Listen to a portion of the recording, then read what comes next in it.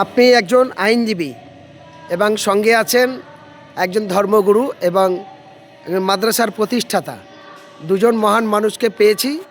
আমরা জানতে চাইছি বিজেপির একজন বিধায়ক এবং প্রাক্তন একজন সাংসদ এর আগে বলেছিল কোরআনে ধর্ষণ করা শেখায় ইসলামের দৃষ্টি কালচার, তাই আবার নূতন করে বিজেপির এক বিধায়ক তিনি বলছেন যে কোরআনে ২৭টা ধারা আছে, সেই ধারায় বলছে হিন্দুদের দেখলেই খুন করো, হিন্দুদের দেখলেই ধর্ষণ করো। তাই বাংলাদেশে এত উত্তপ্ত ভাব, বাংলার হিন্দুদের সব এক হতে হবে এবং হিন্দু রাষ্ট্র গড়তে হবে এবং বিজেপি সরকার আনতে হবে, নাহলে হিন্দুরা সুরক্ষিত হবে না। কি বলবেন এই বিষয়ে? দেখুন, যে ভদ্রলোক এই কোরআনের বিরুদ্ধে কথাটা বলেছে, প্রথমেই বলবো যে উনি জনপ্রতিনিধি হওয়ার মতো কোনো যোগ্যতাই নেই। উনি বিধায়ক বলছেন তো জানি না, কিন্তু মানুষের ভোট তো উনি জিতেছেন। এবার প্রশ্নটা হলো, কোরআনকে যদি বুঝতে হয়, পবিত্র কোরআন শরীফকে, তো আমরা সাধারণ লোক, আমরা আইন পাস করেছি এবং ইসলামিক লয়ে নিয়ে পাস করেছি, ফার্স্ট ডিভিশন পেয়েছি ইসলামিক লয়ে। তো সেখানেও আমরা এখন কোরআন শরীফের প্রত্যেকটা আয়াতের মিনিং কী কী আছে তা বুঝে উঠতে পারিনি। তো সাধারণ একটা যে মানে উনি অমুসলিম এবং মুসলিম বিদ্বেষী, ওনার মাথায় কোরআনের মানে কি করে বুঝবে? কোরআন কোনো দিন বলে কোরআন হচ্ছে একটা মহাগ্রন্থ, হ্যাঁ, এবং সেখানে মানবতার কথা বলা হয়েছে, মানুষকে নিয়ে কোনো জায়গায় বলেনি যে শুধু মুসলিমদের জন্য, হ্যাঁ, সমস্ত মানবের কথা বলা আছে। এইবার সেই কোরআনকে নিয়ে যদি অপব্যাখ্যা করা হয়, এর পরিণতি অত্যন্ত খারাপ। ইতিপূর্বে এই ধরনের দুষ্টচক্র ব্যক্তিগণ কলকাতা হাইকোর্টে কোরআনের বিরুদ্ধে চ্যালেঞ্জ করে মামলা করেছিল। আচ্ছা, সেই মামলা কলকাতা হাইকোর্টে হয়েছিল। তো সেখানে জাজমেন্ট হয়েছে যে কোরআনের কোনো আয়াত কোনো কিছুকে মানে নড়চড় করা যাবে না এবং সঠিক কোরআনের বিরুদ্ধে কোরআনের পক্ষে অর্ডার হয়েছে। সেটাও জানে না।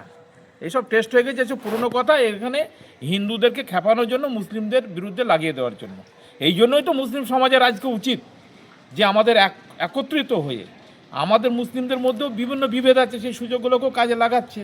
কেউ আপনার দেওবন্দি, কেউ হচ্ছে আপনার বেরেলি, কেউ হচ্ছে আপনার আহলে হাদিস, কেউ বিভিন্ন এই বাবরি মসজিদ যে হুমায়ুন সাহেব করছে। আমার তো বক্তব্য ওখানেই, আপনারা ভেদাভেদ ভুলে যান। এখন ইমানকে বাঁচিয়ে রাখার লড়াই, সকলে এক হতে হবে। আপনারা যে যেরকম করছেন, মাজাব করছেন, কোনো অসুবিধা নেই, সেটা নিয়ে কোনো, কিন্তু বৃহত্তর স্বার্থে, আমাদের জাতির স্বার্থে, আমাদের সমাজের স্বার্থে, আমাদের কমিউনিটির স্বার্থে আমাদেরকে এক হতে হবে। নাহলে এই ধরনের দুষ্টু চক্র ব্যক্তিগণ এরকম অপব্যাখ্যা করে কোরআনের বিরুদ্ধে কথা বলেছে। সলমান রুশদির কী হাল হয়েছে, বা অন্যান্য বিভিন্ন ব্যক্তিগণ যারা কোরআনের প্রফেট মোহাম্মদ সাল্লাল্লাহু আলাইহি সাল্লামের এবং একটা ছবিকে কেন্দ্র করে কত উত্তাল হয়ে গেছে দেশ। তো এদের বলা উচিত না, দায়িত্বজ্ঞানহীন ব্যক্তি, এদের এমএলএ হওয়ার কোনো যোগ্যতা নেই। ধন্যবাদ। আমরা আইনজীবীর কাছে শুনলাম, শুনে নেব এখন ধর্মগুরু এবং জনাব হজরত মৌলানা ঈদ মোহাম্মদ মাজারি সাহেব। তিনি একটা মাদ্রাসা প্রতিষ্ঠান চালায় সোশ্যাল ওয়ার্কার হিসাবে। জাত, ধর্ম, দল, মত সমস্ত বিসর্জন দিয়ে সোশ্যাল ওয়ার্কার হিসাবে আপনি কাজ করেন, সেই পরিচিত আমরা বিভিন্ন সোশ্যাল মিডিয়ার মধ্যে দেখেছি। এখন বিজেপির অসীম সরকার বলছেন যে কোরআনে যেমন ধর্ষণ শেখায় বা ইত্যাদি। আপনিও একজন ধর্মগুরু হিসাবে কি বলবেন মুসলমানদের নামে যে এত অপপ্রচার করছে অসীম সরকার? নাহমাদুহু ওয়া নুসাল্লি আলা রাসূলিহিল কারীম। ফাউযু বিল্লাহি মিনাশ শাইতানির রাজীম। বিসমিল্লাহির রহমানির রহিম। ইন্নাদ দীনা ইনদাল্লাহিল ইসলাম। সাদাকাল্লাহুল আযীম। আল্লাহ পাকের শুকরিয়া আদায় করি যে আল্লাহ পাক যত ধর্ম আছে সমস্ত ধর্মের মধ্যে ইসলাম ধর্মকে আল্লাহ পাক সর্বশ্রেষ্ঠ ধর্ম বলে পবিত্র কোরআনে আল্লাহ পাক উল্লেখ করেছেন। দ্বিতীয় আয়াতে আল্লাহ পাক বলেন, লাকাদ খলাকনাল ইনসানা ফি আহসানি তাকওয়িম।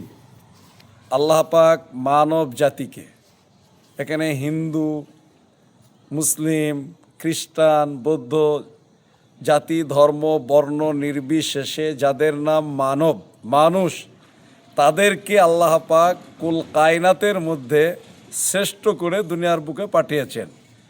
শ্রেষ্ঠ মানুষকে আল্লাহ পাক বিবেক দিয়েছেন, জ্ঞান দিয়েছেন, ধর্মীয় জ্ঞান, আচরণ বিধি আল্লাহ পাক জানিয়ে দিয়েছেন যে কেমন বিশ্বনবী মুহাম্মদ রাসূলুল্লাহ সাল্লাল্লাহু আলাইহি ওয়াসাল্লাম ছিলেন। ওমা আরসালনাকা ইল্লা রাহমাতাল লিল আলামিন, যিনি কুল কায়নাতের মধ্যে রহমতুল লিল আলামিন শব্দের অর্থ হচ্ছে দয়ার সাগর ছিলেন। তাহলে দয়ার সাগরের উপরে যে পবিত্র কোরআনুল কারিম অবতীর্ণ হয়েছে, সেই পবিত্র কোরআনের কোথাও আলহামদুলিল্লাহ রব্বিল আলামিন থেকে নিয়ে মিনাল জিন্নাতি ওয়ান নাস পর্যন্ত 30 পারা কোরআনে কোথাও এই ধরনের কথা নেই যে হিন্দুকে ধরো আর মারো। হিন্দুরা আমাদের ভাই।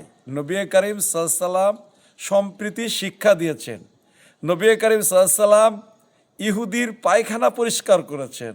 নবী করিম সাল্লাল্লাহু আলাইহি সাল্লাম ইহুদিকে ক্ষমা করে দিয়েছেন। এটা হচ্ছে ইসলাম ধর্ম, হচ্ছে ক্ষমার ধর্ম।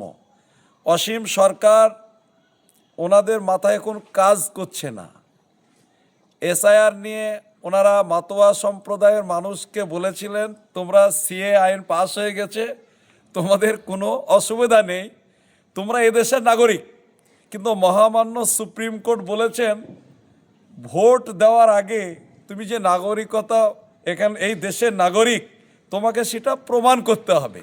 মহামান্য সুপ্রিম কোর্টের রায়ে ওদের মাথাটা নষ্ট হয়ে গেছে, সেই জন্য আবল তাবল বকছে। কোরআনে কোথাও নেই যে হিন্দুকে ধরো আর মারো। কোরআনে একথা লেখা আছে, হিন্দু তোমার ভাই, খ্রিস্টান তোমার ভাই, মানুষ তোমরা বানি ওয়াক্কার রামনা বানি আদম। আল্লাহ পাক বানি আদমকে সম্মানের সহিত দুনিয়ার বুকে পাঠিয়েছেন।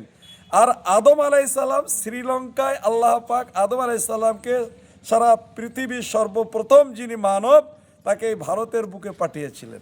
সুতরাং কোরআন এবং হাদিসে কোথাও নেই যে হিন্দুদেরকে মারতে হবে।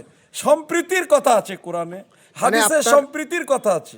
হুজুর, আপনাদের কথা অনুযায়ী বা আইনজীবী সাহেবের কথা অনুযায়ী অসীম সরকার বাজার গরম করছে হিন্দু মুসলমানের বিভাজন ছড়িয়ে 2026-এ ভোট দখলের কৌশল। এটা জ্ঞানী মানুষদেরকে বোঝাবার কোনো প্রয়োজন নেই।